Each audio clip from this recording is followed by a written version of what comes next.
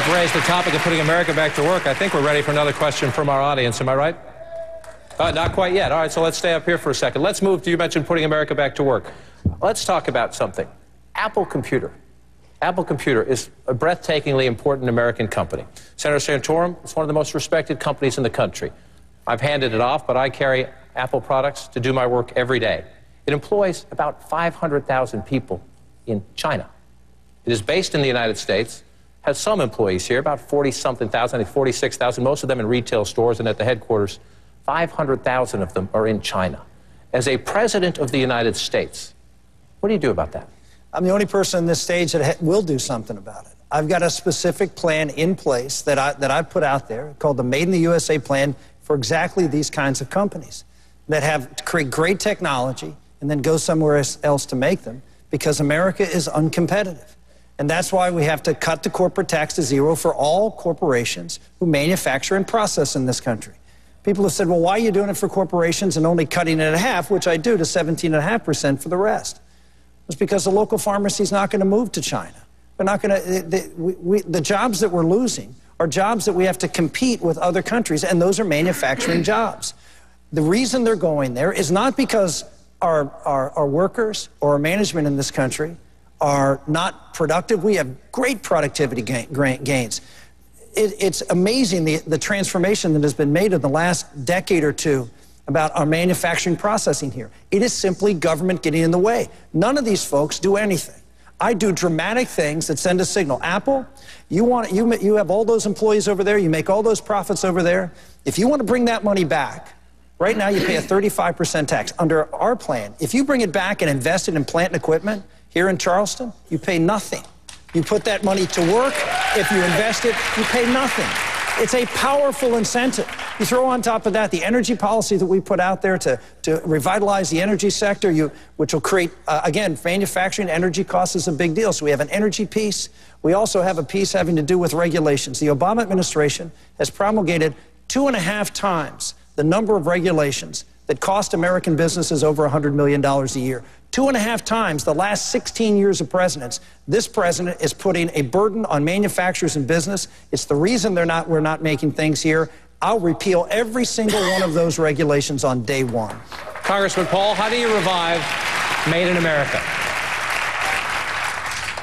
You have to create the right conditions to bring these companies back, and they have to bring their capital back and shouldn't be taxed. But Apple's a great company, but the way you ask the question, it infers that because there's a bunch of workers overseas, it hasn't benefited a lot of people here. The consumers obviously have been benefited by a good company, well run. But obviously there's a lot of employees with Apple in this country as well. I don't think that's the number that you have to be concerned about. A lot of people worry about us buying and money going overseas. But if you send money to China, let's say they're paying wages over there and we send dollars over there, well, they don't put the dollars in a shoebox. They have to spend those dollars. Unfortunately, they're buying our debt and perpetuating our consumerism here and our debt here. But immediately there's a benefit to us because those dollars come back. But also, when you get products, if they're buying products cheaper over there, let's say the computer cost $100 instead of $1,000. Well, the person's just saved $900. That helps the economy. That $900 stays in that person's pocket. So whether it's shoes or a computer, so we shouldn't be frightened about trade or sending money on, but we have to look at the reason why they're doing this.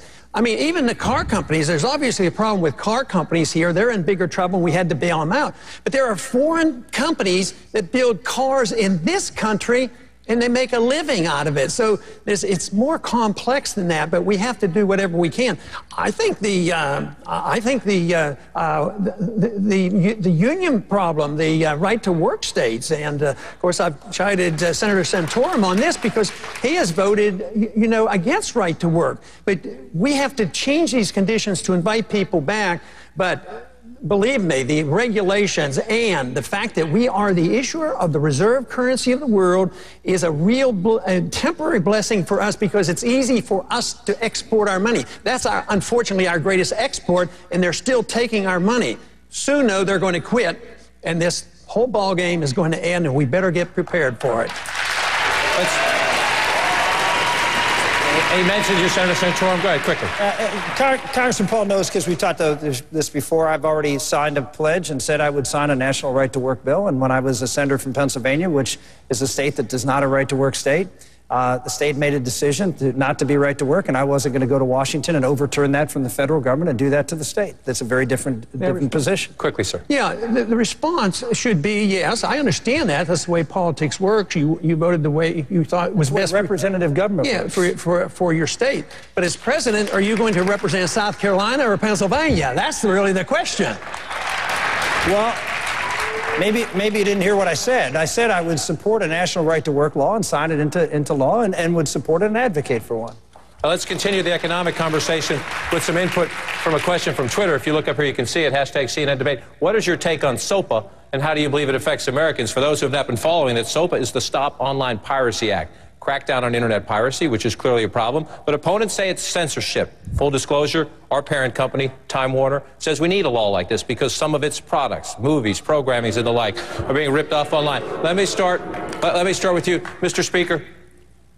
There's two competing ends, two engines even, of our economy here at odds on this. How do you deal with it? Well, you're asking a conservative about the economic interest of Hollywood. And I'm weighing it. I'm weighing it. I'm not rushing in.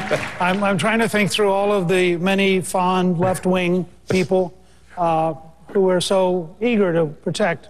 On the other hand, you have virtually everybody who's technologically advanced, including, Google and YouTube and Facebook and all the folks who say this is going to totally mess up the internet, and the bill in its current form is written really badly and leads to a range of censorship that is totally unacceptable. Well, I favor freedom. And I think that I think that we have a patent office, we have copyright law. If a company finds that it has genuinely been infringed upon, it has the right to sue but the idea that we're going to preemptively have the government start censoring the internet on behalf of giant corporations' economic interest strikes me as exactly the wrong thing to do. Is the Speaker right, Governor Romney? These companies complain, some of them are based in Hollywood, not all of them are, that their software, that their publishing, that their movies, that their shows are being ripped off. I think he got it just about right.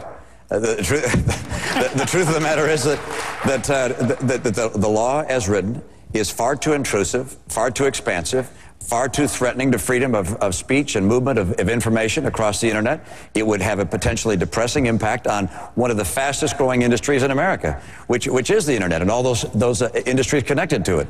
At the same time, we care very deeply about intellectual content that's going across the internet. And if we can find a way to very narrowly, through our current laws, go after those people who are pirating, particularly those from offshore, we'll do that. But a very broad law which gives the government the power to start stepping into the internet and saying who can pass what to whom, I think that's a mistake. And so I'd say, no, I'm standing for freedom. I mean, it's a big issue in the country right now. Congressman Paul and Senator Santorum, your views on this one quickly. I was the first Republican to sign on with a host of Democrats to oppose this law. And we have had a concerted effort, and I feel like we're making achievement there. This bill is not going to pass, but watch out for the next one. And I am pleased that the attitude is sort of mellowed up here because the Republicans, unfortunately, have been on the wrong side of this issue. And this is a good example on why it's good to have somebody that can look at civil liberties and work with coalitions and bring people together. Freedom and the Constitution bring factions together. I think this is a good example. Those who support the law, Senator, argue tens of thousands of jobs are at stake. I don't support this law, and I agree with everybody up here that it goes too far, but I will not agree with everybody up there that there isn't something that can and should be done to protect the intellectual property rights of people. The internet is not a free zone where anybody can do anything they want to do and trample the rights of other people. And particularly when we're talking about, in this case, we're talking about entities offshore that are doing so, that are pirating things. So the idea that the government, that you have businesses in this country and that the government has no role to try to protect the intellectual property of people who have those rights in this country from people overseas pirating them and then selling them back into this country, it's great. I mean, I'm for free, but I'm not for people abusing the law, and that's what's happening right now, and I think something proper should be done. I agree this goes too far. But the idea that, anything goes on the internet, where did that come from? We're in America to say that anything goes. We have laws, and we respect the law, and the rule of law is an important thing, and property rights should be respected.